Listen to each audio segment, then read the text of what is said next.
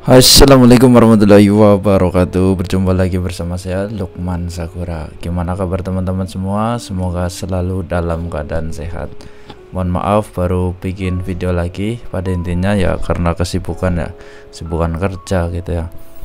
Oke guys, pada video kali ini akan menjawab pertanyaan dari netizen atau teman-teman semua ya. Pada intinya ada yang bertanya itu tentang CLPT ya. Akhir-akhir ini kan hangat dengan tes kemampuan bahasa Jepang atau yang disebut dengan CLPT ya. Nah, pada video kali ini akan ngasih tahu CLPT itu apa, terus tingkatannya sampai level mana aja gitu ya, yang dasar sampai dengan yang mahir, terus kegunaan, keuntungan ikut CLPT, ikut tes kemampuan bahasa Jepang, terus cara belajarnya dengan versi Jisusei gitu, dengan kesibukan setiap hari bekerja dan menyempatkan waktu untuk belajar gitu ya. Oke guys, jangan kemana-mana, tetap di Lukman Sakura.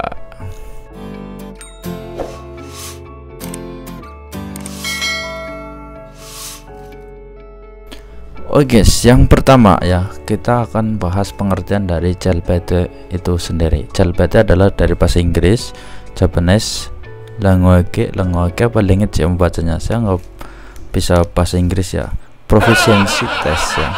Pada intinya itu adalah tes kemampuan bahasa Jepang gitu ya. Oke, yang kedua adalah level ya, nggak usah bertele-tele. Yang kedua, level bahasa Jepang dibagi menjadi 5. Ada N5, ada N4, ada N3, ada N2, dan ada N1. N4 sama dengan N5 adalah bahasa Jepang dasar gitu ya. Ujiannya masih dasar, masih yang gampang-gampang, kanjinya juga yang masih gampang-gampang gitu ya. N5 itu adalah bab 1 sampai dengan bab 25 gitu ya, kalau Minano Nihongo. N4 bab 26 sampai dengan bab 50. Nah, bab 50 ke atas itu sudah masuknya N3. Nah, N3 adalah bahasa Jepang menengah gitu ya, bahasa Jepang yang menengah, jadi masih tengah-tengah ya. Ya susah, sudah masuknya adalah susah. N2 adalah pramahir, sudah mulai masuk yang susah. N1 adalah bahasa Jepang yang mahir gitu. Oke guys, yang selanjutnya untuk nilai-nilai biar lulus itu adalah ada ketentuannya. Untuk N1 minimal poin nilai yang harus dicapai adalah 100 poin, dengan minimal bunpo adalah 19 poin, dan reading membaca ya kan itu 19 poin, dan menyimak adalah mendengarkan cokai itu adalah 19 poin minimal. Kalau di bawah itu berarti nggak lulus, walaupun nilai yang lainnya itu gede ya, tapi ada salah satu bagian yang nilainya kurang dari yang ditentukan, maka tidak lulus. Yang kedua adalah N2, nilai minimum ya, nilai minimal untuk poinnya adalah 90 poin dari 180 poin. Terus bunpo grammar ya, itu ya sama 19 poin, terus membaca juga 19 poin, dan mendengarkan adalah 19 poin. Untuk N3 nilai keseluruhan minimal adalah 95, sama aja ini. Terus grammar 19 poin, membaca 19 poin, dan mendengarkan juga 19 poin. Itu seperti itu. Terus N4 lebih rendah, yaitu 90 poin ya, 90 poin nilai minimal dari keseluruhan N4. Terus tetapi ini untuk minimalnya dari setiap bagian itu lebih gede ya. Grammar 38 poin, terus membaca 38 poin, dan mendengarkan 19 poin. Jadi karena dasar, karena gampang, mungkin nilainya nilai dari bagian-bagiannya itu lebih gede ya. N5 80 poin. Total keseluruhan nilai itu minimal adalah 80 poin.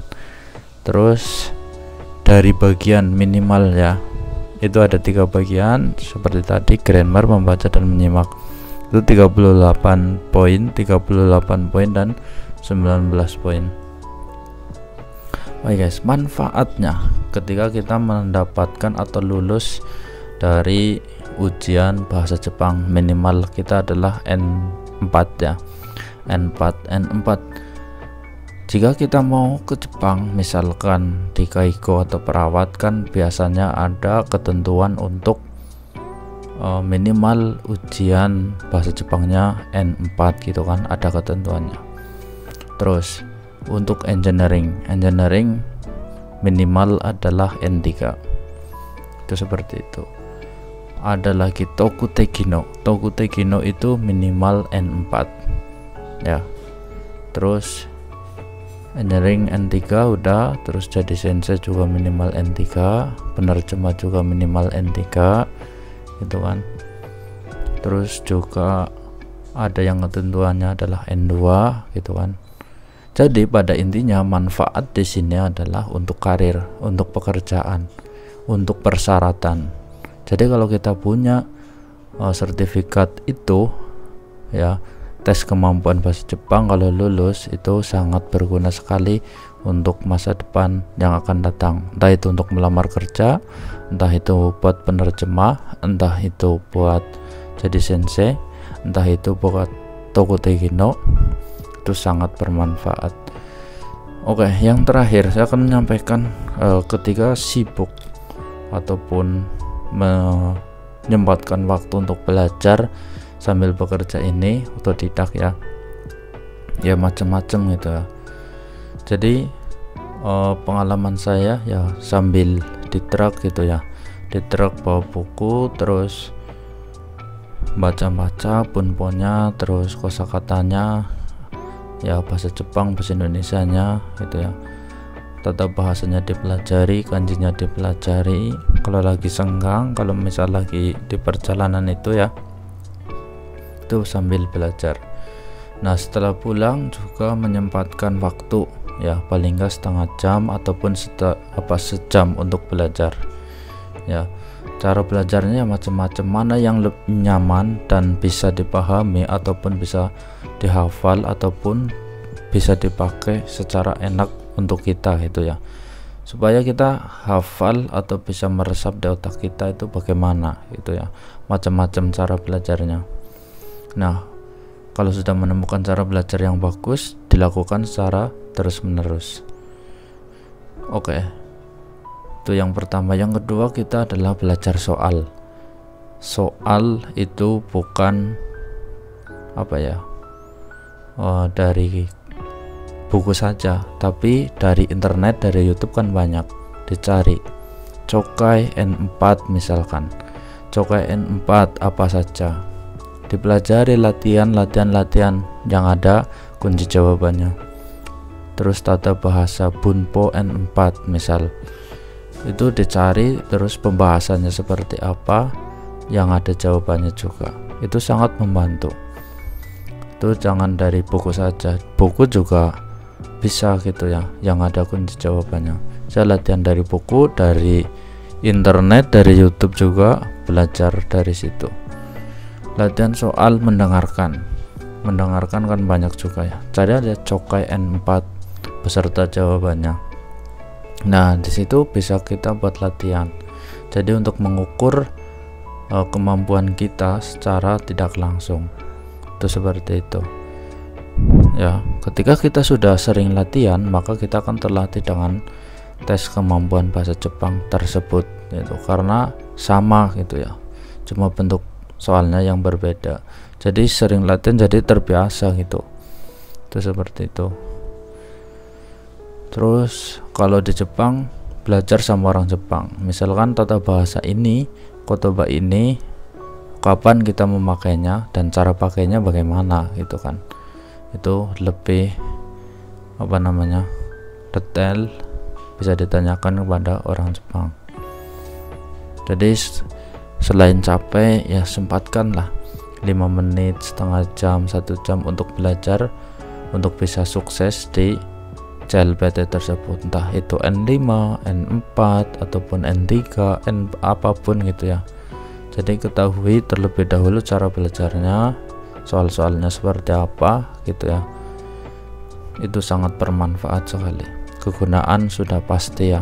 Kalau kita punya N tersebut, N4 bisa Toko Tekino, N3 bisa engineering, bisa jadi sensei, bisa penerjemah juga. Oke, mungkin itu aja. Ada kurang dan lebihnya. Kalau ada pertanyaan silahkan di komentar. Oke, siap. Dan jangan lupa tetap semangat untuk belajar, investasi ilmu. Walaupun belum berguna saat ini, pasti akan berguna di waktu yang akan datang. Sangat berguna sekali. Belajar ilmu itu tidak akan rugi, tidak akan mubazir. Oke, terima kasih yang udah mau nonton. Sekian, assalamualaikum warahmatullahi wabarakatuh.